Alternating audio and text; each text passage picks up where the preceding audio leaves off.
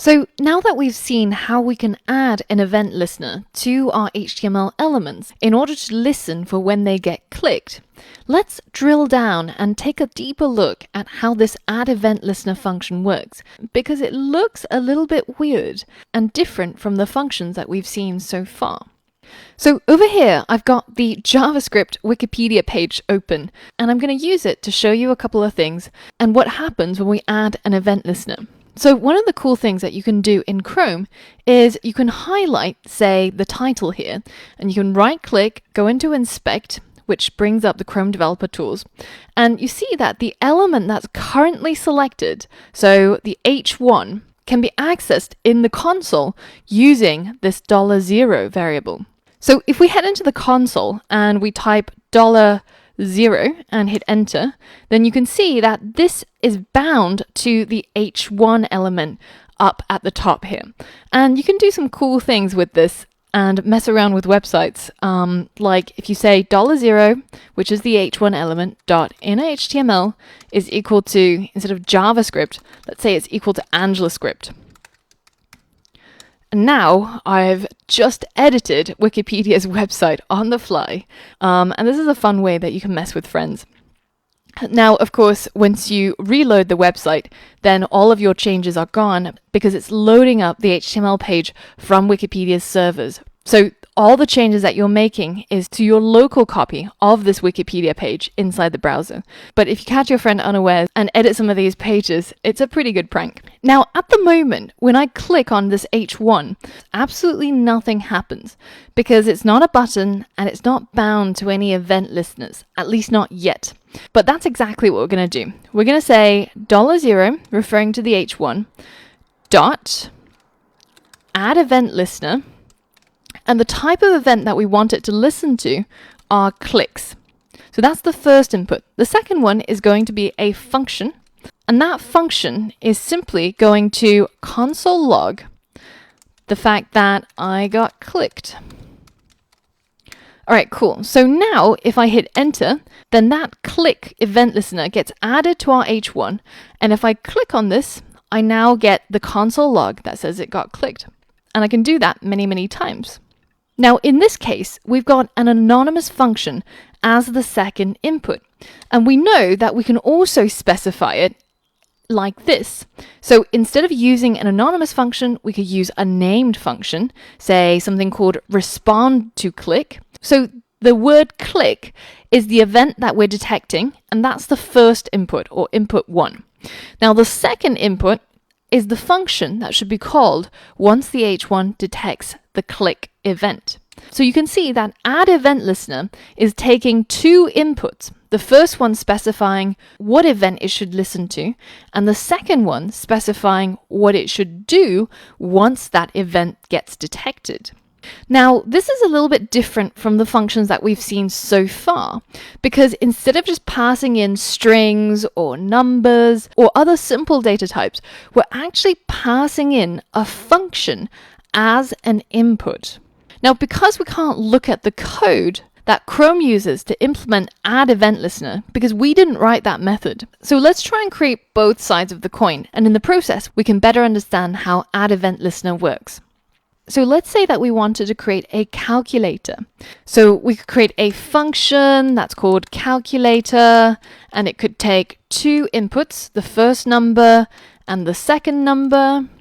And then we're going to do some calculations with it. So we'll say maybe return as the output, the first number plus the second number.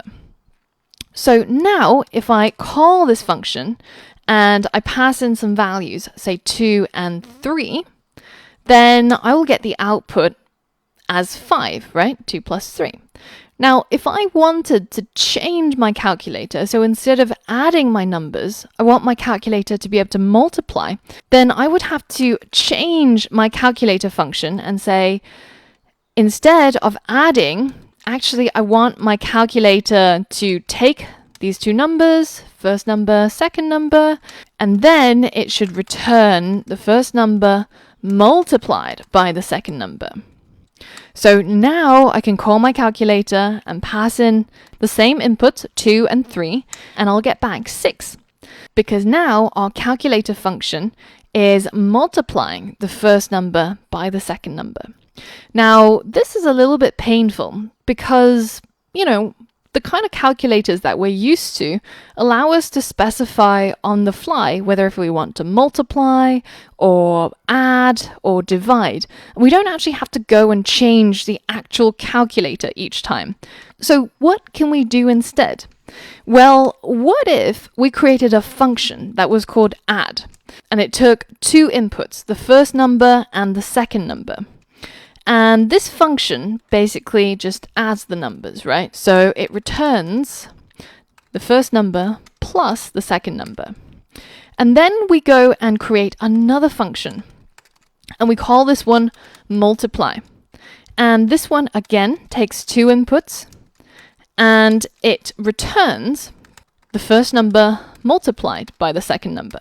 So now that we've got two different types of functions, how can we create a function that's called calculator to be able to pick and choose whether if we're going to add or multiply?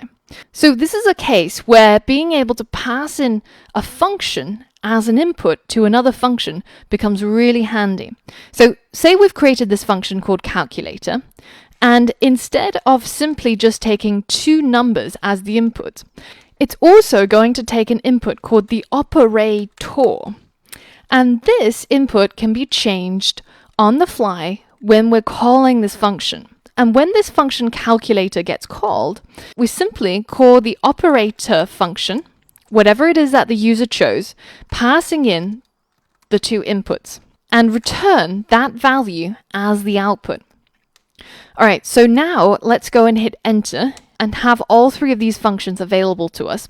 And let me show you how we would call this. So instead of having to say add 2 and 3 or multiply 2 and 3, we can simply call our calculator function, and we can pass in our numbers, let's say 4 and 5.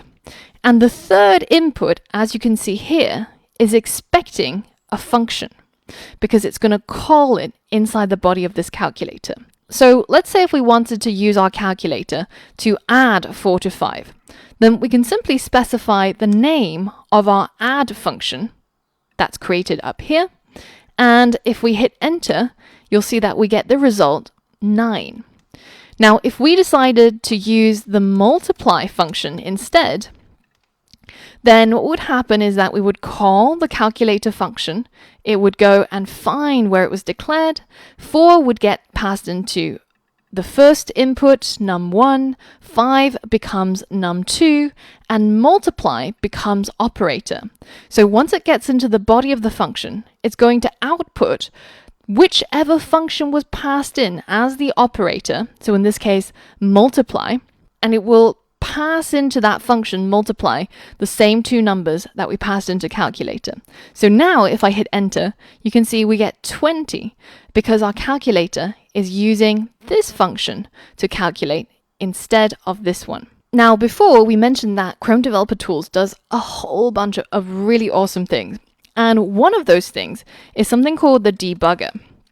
So if you just type in the keyword debugger and then hold down shift and hit enter, then call the function that you want to debug, say calculator, 3 and 4, and multiply, and then we hit enter, then we enter the debug mode. So this is cool. And what you can do here is you can step through all of the steps that the browser goes through to give you that final answer. So we can see the process step by step. So this is usually used when you're trying to figure out what's going wrong in your code, because instead of playing computer in your head where you're imagining what should happen every step of the way, sometimes you're wrong, and it's really useful to see what's actually happening every single step of the way. So let's start. The first thing you're going to do is you're going to click on this button here with a down arrow, and this steps into the next function call. So once I click on it, we start off by calling the function calculator. So it goes and finds where that function was defined, which is here, of course, and it passes in those inputs that we gave before, which is 3, 4, and multiply. So now num1 equals 3, num2 equals 4, and the third input, operator, is equal to a function, as denoted by the little F sign, and the function is the multiply function, which is up here. So now the next step is that it enters into the body of the calculator function and it tries to call this function operator, which is currently the same as the multiply function. So now if we keep stepping through, it finds that multiply function and it subs in those two inputs where num1 is equal to 3 and num2 is equal to 4. And it returns the value of num1 multiplied by num2. So now if we continue stepping through, it takes that value that we got back and returns it as the output of the multiply function, and then returns it as the output of the calculator function. And finally, we get to the end of our code and we output the number 12. So this is a pretty neat trick whenever you're getting confused what's actually happening in each of the functions you write. And this way you can see stepwise everything that the browser is doing one function call at a time. These types of functions, which can take other functions as inputs, are called higher order functions. And this feature is available in a number of modern languages like JavaScript, Haskell, Swift, and a whole bunch of other ones. But it's not universal. It's not something that's available in all programming languages. But it's something that we'll rely on heavily in JavaScript as we learn to manipulate the DOM and give our website more and more behavior. So we'll come across this many, many times. Now, as a challenge, I want you to create a full set of operators for our calculator. So I want you to create the code that we've already made. So a calculator that takes two inputs and a function as an input, and complete these functions so that we have an add function, we have a multiply, we have a divide, and a subtract. So that when you call the calculator, you can say something like calculator 6 and 3 and subtract. And it will give you the right answer. So pause the video and complete that challenge. And once you're done, go ahead and try out the debugger and step through the function calls so that you're happy with how it works and how you can pass functions as inputs to other functions.